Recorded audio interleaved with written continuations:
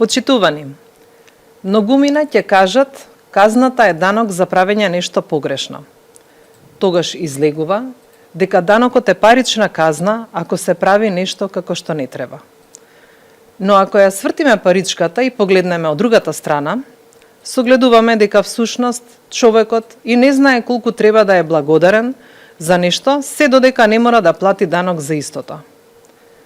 Дали сами даноците и обврската за плаќањето на истите е навистина толку непријатна и има само една цел фискална, која подразбира прибирање на средства во државниот буџет кои понатаму ќе служат за финансирање на државните функции, или сепак постојат и нефискални цели кои посебно ние граѓаните не ги гледаме веднаш? Појаснување на ваквата дилема, како и одговор на многу други прашања вечерва бараме ни помалку ни повеќе, туку од најсоодветниот соговорник за оваа тема, а тоа е директорката на Управата за јавни приходи Елена Петрова. Елена, добра вечер. Добра вечер и вам, почитувани гледачи, и ве порачувам да останете со нас, бидејќи заедно со мојата гостинка ви ветуваме на вистина интересна содржина. Добра вечер, Слободанка, добра вечер на сите гледачи и мило ми е што сум гостин на вашиот подкаст. Елена, ќе ми дозволите веднаш да започнеме. Најпрвен би почнале со едно поопшто прашање, со цел да ги воведеме гледачите во нашата дискусија. Македонскиот даночен систем и даночната регулатива од поставувањето на самите темели во 1947 година, па се до ден денешен, претрпел многу промени, многу реформи. Денешниот македонски даночен систем, даночната регулатива, веќе е нешто кое што ние денес го живееме и го третираме. Кои се неговите карактеристики денес? Кога зборуваме за даночен систем, мислиме на неколку компоненти. Значи, тука е пред се законите, даночната политика, даночната администрација и сите системи и процедури кои овозможуваат имплементација или функционирање на таа политика и на исполнувањето на даночните обврски. Вие споменавте дека даночниот систем датира од поодамна нашиот даночен систем, но современиот македонски даночен систем можеме да кажеме дека датира некаде од 90-тите години, кога во македонското општество настана промена на системот и се воведоа принципите на пазарна економија, приватна сопственост и така натаму. Значи, тогаш настана една драстична промена на даночниот систем и се укина претходно многуте придонеси, се воведоа нови даноци, односно во 1994 година се донесени Законот за персонален данок на доход, Законот за данок на добивка, Законот за даноците на имот.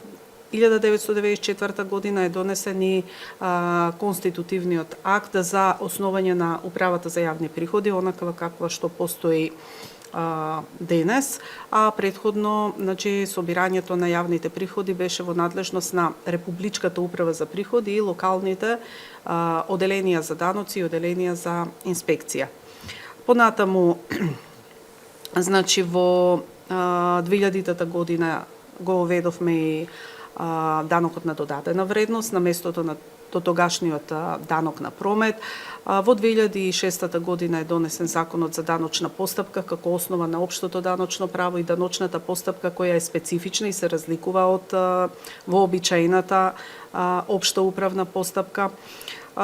И дел од реформата е поврзана и со престанувањето на функционирањето на Заводот за платен промет, односно поранешната служба за општествено книговодство, кога статистиките во врска со даноците, обработката, значи, на пријавите се пренесе во Управата за јавни приходи и така натаму. Значи, тоа е дел од се што се однесува на историјатот и тие донесени закони во 1994 и 2000 година понатаму доста се менувани со текот на времето, но можеме да кажеме дека се современи, усогласени со соодветни директиви и обезбедуваат ефикасни механизми за собирање на даноците преку системи на авансно плаќање, системи на задршка, одбивка и така натаму, а Законот за даночна постапка пак дава силни посебни овластувања на УЈП за собирање на даноците.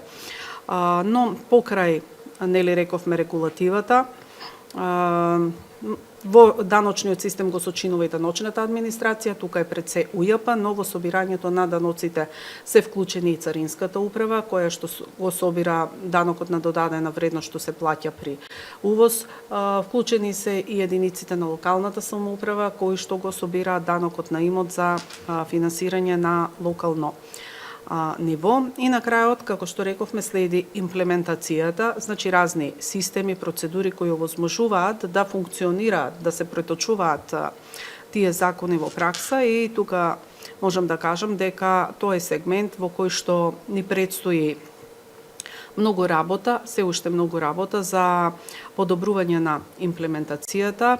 Значи не би зборувала многу со разни статистики и податоци, како во што се гледа имплементацијата, какво е нивото на имплементација на даночната регулатива. Еве можеме да кажеме како податок само најопшто дека наплатените даночни приходи пресметани како процент од бруто домашниот производ во Македонија се на пониско ниво од просеците во околните земји. Тоа покажува дека немаме голема ефикасност.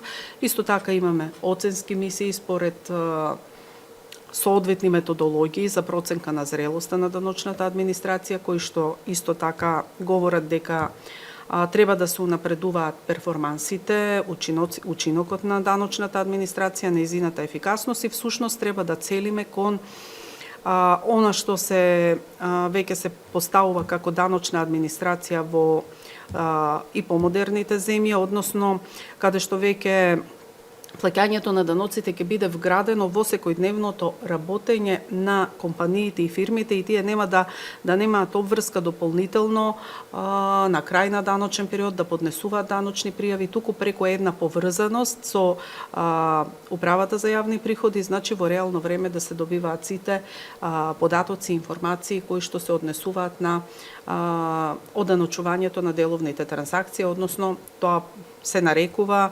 интероперабилен даночен екосистем. Можеме слободно да преминеме на следното прашање.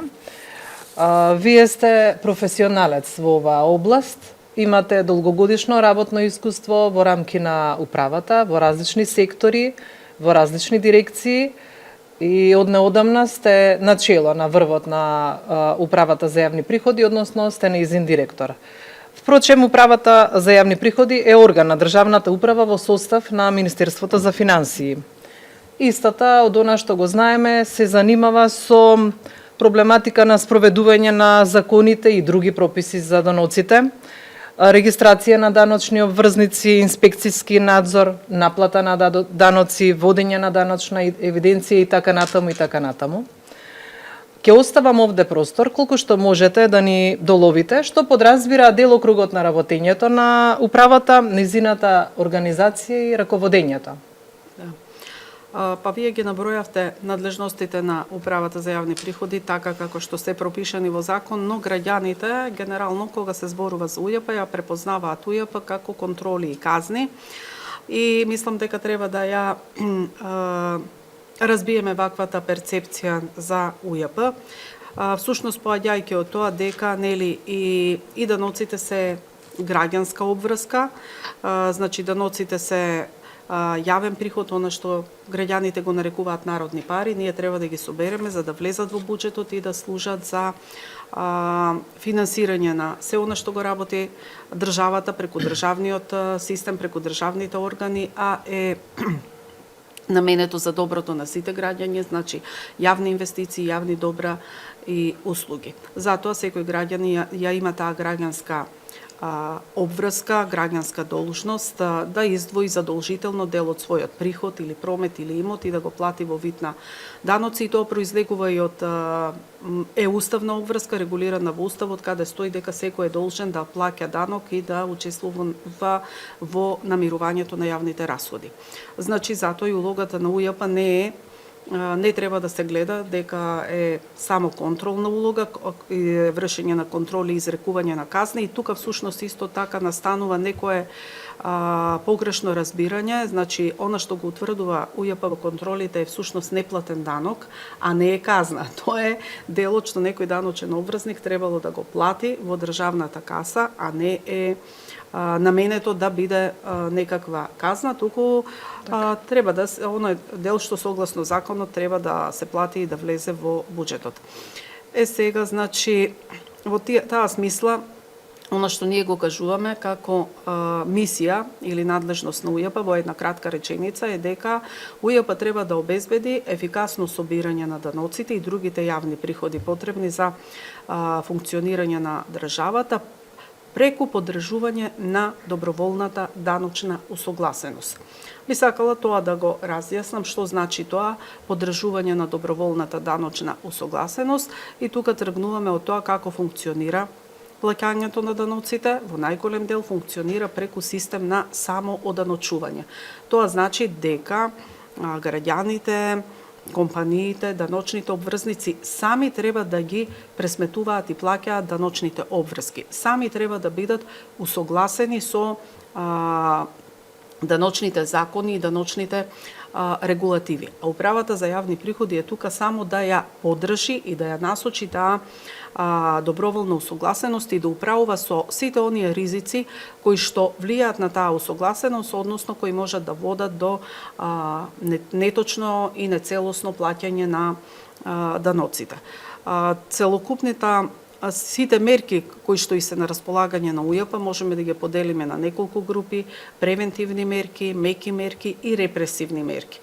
Превентивните мерки се сите оние мерки кои однапред треба да овозможат функционирање на даночните закони и исполнување на даночните обврски. Значи тука УЈП треба да ги информира граѓаните, односно даночните обврзници, како треба точно да ги исполнат даночните обврски. Треба да им обезбеди системи преку кои треба да ги поднесуваат даночните пријави, системи преку кои што треба да ги плаќаат даноците. Значи сето тоа представува во една превентива која што овозможува функционирање на или имплементација на даночните закони. УЈП треба да соработува со други органи, да разменува податоци за да ја го знае регистарот на даночни обврзници, кои се даночните обврзници што треба да ги платат обврските. Понатаму следуваат мерките што ги превзема УЈП во случај кога некои даночни обврзници не ги исполнуваат даночните обврски, неточно и нецелосно ги плаќаат обврските, било без оглед на тоа која е тоа причината, дали се тоа едноставни грешки, непознавање на регулативата или чекање УЈП да тропне на врата и да каже дека треба да се плати данокот, или пак се до свесни намери за избегнување на плаќањето на данокот. И тука се почнува прво со меки мерки, разни подсетувања,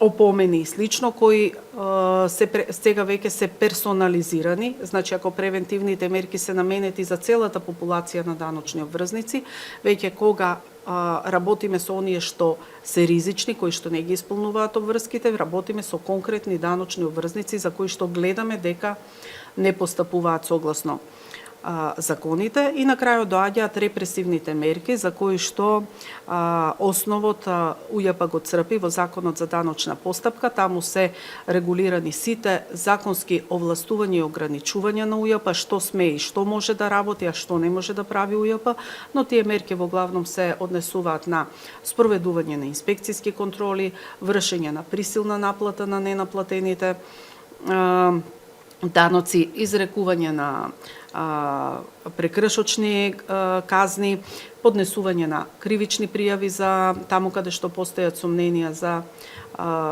сторени кривични дела и така натаму.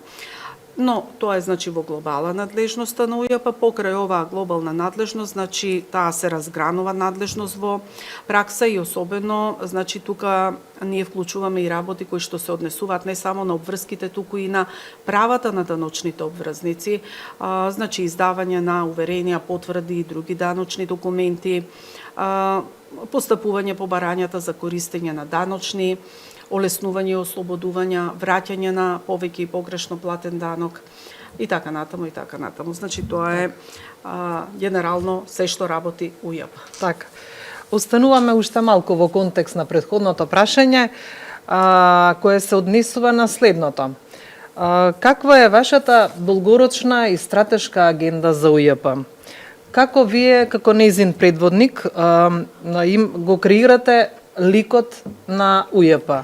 Вашата визија, вашата замисла во каков амбиент треба да се работи, каква атмосфера сакате да постигнете за даночните обврзници, за даночните службеници, но секако и за соработниците на даночната администрација?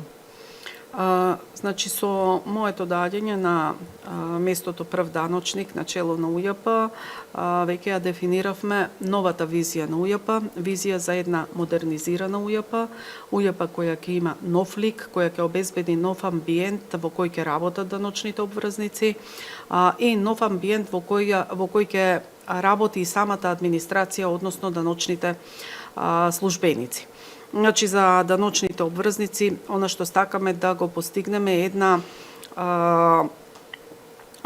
прво едноставни и брзи процеси за пресметување и плаќање на даночните обврски, значи она што и претходно го споменав, делот каде што многу треба да се подобри ефикасноста на даночната администрација и тоа се рефлектира на самите системи и постапки во кои што даночните обврзници ги исполнуваат нивните обврски. Понатаму, она што даночните обврзници го очекуваат и сакаме да го направиме е една вистинска, суштинска кооперативност, соработка со даночните обврзници, каде што тие нема да ја доживуваат УЈП како моќник над нив, туку како рамноправни учесници и чинители во даночниот систем, бидејќи даночниот систем видовме дека не функционира само со УЈП, туку со УЈП и даночните обврзници заедно.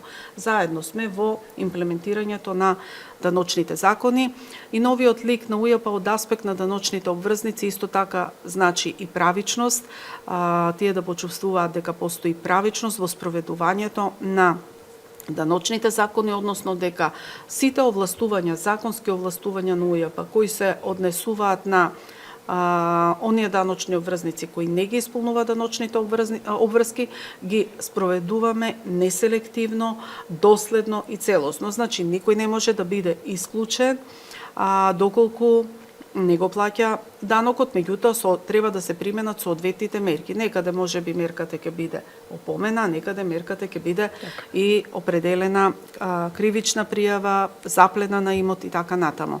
И веќе во тој дел имаме и конкретни мерки и активности, еве од аспект на кооперативноста имаме формирано совет за даночна усогласеност во кој што имаме представници и од УЈП и од даночните обврзници преку нивни представени од нивните даночни советници, консултанти, издруженија и слично.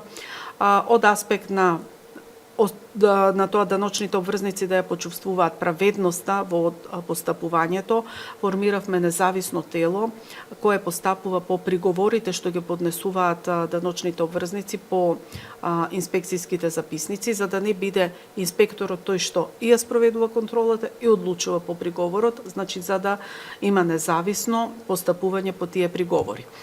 Од аспект на она што представува даночна администрација, нашата визија е да имаме модерна, дигитализирана даночна администрација, значи се стребиме кон оној модел што веќе го споменав на интероперабилен систем во кој што УЈП ќе биде поврзана и со даночните обврзници и во реално време ќе имаме размената на информации околу сите од даночеви трансакции. И тука се разбира поврзувањето не само со даночните обврзници, туку и со други државни органи, со други даночни администрации, бидејќи се потребни сите тие податоци и информации за да може да се следи оданочувањето и одлуките што ќе се носат во врска со оданочувањето да бидат информирани одлуки кои ќе се засноваат на разгледување на податоци во реално време. За сето тоа не е доволна само технологијата, потребен е човечки капитал, што подразбира и човечки ресурси, но ресурси кои имаат соодветно стручно знаење, професионализам, организацијска култура, почитување на исти вредности и сето тоа значи влегува во создавање на тој нов амбиент или нов лик на тоа како треба да функционира УЈП и внатрешно, кон кој што со поставената визија и донесените стратешки документи на УЈП ќе се стремиме да го оствариме преку превземање на конкретни мерки. И во делот на конкретните мерки уште ќе споменам, особено во делот на дигитализацијата, дека веќе работиме на проектот е-фактура, со веќе во тек на постапка е јавната набавка за тој систем и работиме на други технички спецификации за други делови од внатрешните процеси кои треба да се дигитализираат. Се наоѓаме на почетокот на новата 2025 година. Како сте задоволни од наплатата по основ на даноци за овие некои 45 дена што ги имаме од оваа фискална година? Па во месец јануари наплативме по основ на даноците и социјалните придонеси 18,7 милиарди денари. Наплатата на даноците е 4% повисока во однос на јануари 2024 година. Наплатата на социјалните придонеси е за 20%, солиден пораз во однос на јануари 2024 година. Можам да кажам дека имаме добар старт и за понатаму, значи, да со сите соодветни мерки да ја следиме наплатата во остатокот од годината. Во февруари се уште одат подобро наплатените приходи во однос на февруари 2024 година, но се уште ни предстојат клучните датуми за плаќање на обврските 15 и 25 во месецот, така да дури тогаш ќе можеме да зборуваме за исполнувањето, но споредбено со минатата година, значи се гледа дека имаме подобри приходи. Кога зборуваме за бројките, каква наплата се изврши во изминатата 2024 година, односно колку сте задоволни од она што е планирано и остварено по основ на исплата на даноци во 2024 година? Во 2024 година наплативме 253,3 милиарди денари по основ на даноците и придонесите за кои е надлежна УЈП, што беше пораст во однос на 2023 година за 15% и во целост исполнување на планот поставен со ребалансот на буџетот, така да во тој дел од наплатата сум задоволна и особено во поглед на фактот дека она позитивна разлика над 30 милиарди денари повеќе наплатено во однос на 2023 година, во поголем дел ја остваривме во втората половина на годината, значи по моето назначување. Да погледнеме малку и од другата страна. Каква е даночната дисциплина? Колку сте задоволни од тоа физичките и правните лица одговараат на опомените или пак се вршат некакви санкции за кон овие должници во врска со наплатата на даноци? Дали се луѓето дисциплинирани, дали се фирмите подисциплинирани?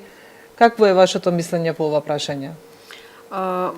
Значи, она преку што јавноста најчесто ја гледа даночната дисциплина е она листа на должници што се објавува јавно, каде што генерално се објавуваат, бројката се движи околу 2000 правни лица и 3000 физички лица, должници, кои што се објавени според критериумите за објава, кои генерално должат околу 11 милиарди денари.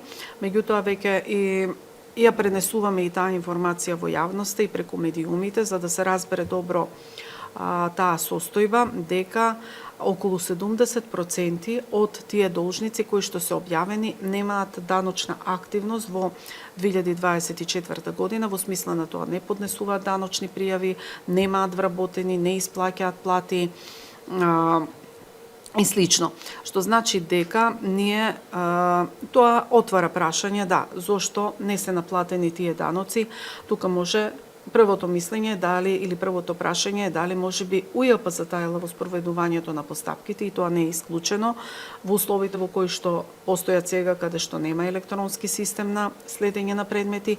Може да дојде и до тоа да самите даночни обврзници со својот начин на делување отишле до целосно избегнување на плаќањето на обврските до создавање на неможност да се наплатат даноците, но јас често кажувам и дека таа постапка на присилна наплата на даноците и не е едноставна и може самата постапка да влезе во некои бирократски лавиринти и процеси, како на пример имотот од кој што треба да се наплати е со собственост, потребни се делби или оптоварен со хипотеки од други доверители или движниот имот не може да се најде на лице место и така натаму и така натаму. Значи постојат многу правни пречки и состојби кои што ја развлекуваат постапката за присилна наплата и сето тоа може да доведе до тоа во меѓувреме тие должници да престанат да постојат, да функционираат и такви се најголем дел од тие што се на листата на должници. Но нашиот фокус го ставаме на новите должници, на тие што сега се активни. Тоа исто така го објаснивме во јавноста, дека и во тој дел ја зголемуваме транспарентноста и сега почнавме да ги објавуваме превземените мерки за присилна наплата токму кон оние должници кои што се нови, кои што сега ги генерираат долговите, бидејќи треба да делуваме веднаш. Тоа е она праведно, неселективно, доследно постапување по законите, да не чекаме да поминува времето и да доаѓаме до ненаплативост и застареност на долговите. Значи во листата што ја објавивме на 10 февруари, објавени се превземените мерки за присилна наплата, кај околу 100 должници и тие податоци ќе ги дополнуваме. Меѓутоа, реков дека листата на должници е она преку што јавноста ја следи даночната дисциплина, но постојат и многу други индикатори и показатели кои може да се следат и кои со текот на времето ќе почнеме да ги објавуваме. Еве јас би споменала дека за даночната дисциплина говори стапката на навремено поднесување на пријави која е висока. Стапката на навремено плаќање на даноци. Еве кај ДДВ, стапката на навремено плаќање на данокот на додадена вредност во 2024 година е 19,1% и има пораз во однос на 15,4% во однос на претходната година. Значи имаме подобрување на движењата како резултат на се што превземаме за подобрување на даночната дисциплина. Финансиски малверзации. Дали и колку вашите инспекцијски надзори го имаат ова забележано? Каде е тоа поизразено, дали кај физичките или правните лица и колку всушност сивата економија се одразува на наплатата на овие даноци? Ако ги делиме физички и правни лица, значи јас сепак би рекла и за секое правно лице постои физичко лице, значи не можеме да ја исклучиме одговорноста на физичките лица кои се основачи, управители и консултанти можеби и така натаму во однос на пресметувањето и плаќањето на даночните обврски на правните лица. Значи, кај нас имаме генерално контроли насочени кон правните лица, меѓутоа за констатираните неправилности одговорноста паѓа и на физичките лица кои што се даночни, основачите и управителите се даночни гаранти за неплатениот данок и за нив се изрекуваат прекрашочните санкции и кривичните пријави во случај на сторени казниви дела. На што се однесуваат неправилностите? Значи има разноразни неправилности, прикривање на промет, примена грешки во примената на даночните стапки, кај приходите и расходите неправилно искажување, например вклучување на лични расходи, како расходи на компаниите. Има грешки во користењето на даночните олеснувања или неправилности подобро во користењето на даночните олеснувања. Кај големите даночни обврзници, она на што наидуваме на, да речам, каде најчесто се утврдува данокот од страна на УЈП, заради различниот даночен третман на определени деловни трансакции во однос на нивниот сметководствен третман. И така натаму. И сите овие неправилности можат да се должат, како што реков и претходно, и на грешки, незнаење, и на свесно планирање, значи да се работи на соодветен начин кој што не е во согласност со законите, но имаме исто така и намерни даночни измами и злоупотреби кои што исто така ги објавуваме во јавноста, кои одат до таму да свесно се прават злоупотреби и со намера да се нанесе штета на буџетските средства за лична корист на пак би рекла даночните обврзници, односно физичките лица кои што се кријат како газди кај тие фирми. Со вас разговорот е навистина импресивен, одговарате на бројни прашања, меѓутоа ќе одговориме на дел ќе оставиме и за следниот подкаст, бидејќи времето навистина ни е ограничено, а темите се секогаш неисцрпни. Би сакала само да допрам сосема накусо на крајот до една актуелна тема која што деновиве сме сведоци, бојкотот на маркетите. Каква е вашата информација во врска со прометот пред и по бојкотот? Дали се одрази тоа на прометот на собствениците? Па да, ние јавно ги објавивме информациите. Првиот бојкот на 31 јануари, споредбено тој петок со претходниот ден и со 24 јануари, претходната седмица, намалувањето на прометот беше за околу 46%. На вториот бојкот на 7 февруари, споредбено со претходниот ден, намалувањето на прометот беше за 22%. И нормално, мислам, различна е сезоната. Во јануари бојкотот беше на крајот на месецот и после серија на празници кога граѓаните има доста потрошувачко однесување, додека во февруари бојкотот во првата недела е после исплата на пензии, така да различна е периодот од месецот и заради тоа мислам дека се и различни овие тенденции во опаѓањето на прометот, но ние од аспект на УЈП јавно кажавме дека сега со поднесување на даночните биланси за 2024 година и ние ќе ги провериме пријавените добивки на овие големи маркети, начинот на пресметување, дали е правилно пресметувањето на тие добивки и приходи и дали е правилно се разбира нивното оданочување. Кога би ви рекла да се обратите до даночните обврзници, што би им порачале? Каква администрација да очекуваат наспроти себе? Веќе кажавме за администрацијата дека треба да очекуваат праведна, кооперативна, дигитализирана и модерна администрација. Тоа е нашиот стратешки правец. Меѓутоа би сакала да пратам порака, како што кажав, плаќањето на даноците е граѓанска должност, својата земја, татковината се сака и преку исполнувањето на даночните обврски и во таа насока повторно го актуализираме и слоганот на УЈП, твој данок, твоја иднина, или исто изфрливме и друг слоган за една кампања данок плати, во иднина да ти се врати. Значи сите тие кратки мисли и реченици не водат кон тоа дека треба честно да си ги плаќаат и исполнуваат обврските, даночните обврзници. УЈП е тука да им помогне, да ги информира, но треба да бидеме свесни дека со плаќањето ја градиме иднината на нашата земја и на нашите деца. Елена, ви благодарам за гостувањето, како и за вашата срдечност и непосредност во одговорите на моите прашања. Навистина, кога имаш одличен соговорник, времето изгледа прекратко и недоволно да се опфатат сите теми кои што се раѓаат низ разговорот. Се надевам на наша скора повторна средба, а вам, почитувани гледачи, ви велам пријатна вечер и останете со нас во следните подкасти. Убава вечер, почитувани. Благодарам и пријатно.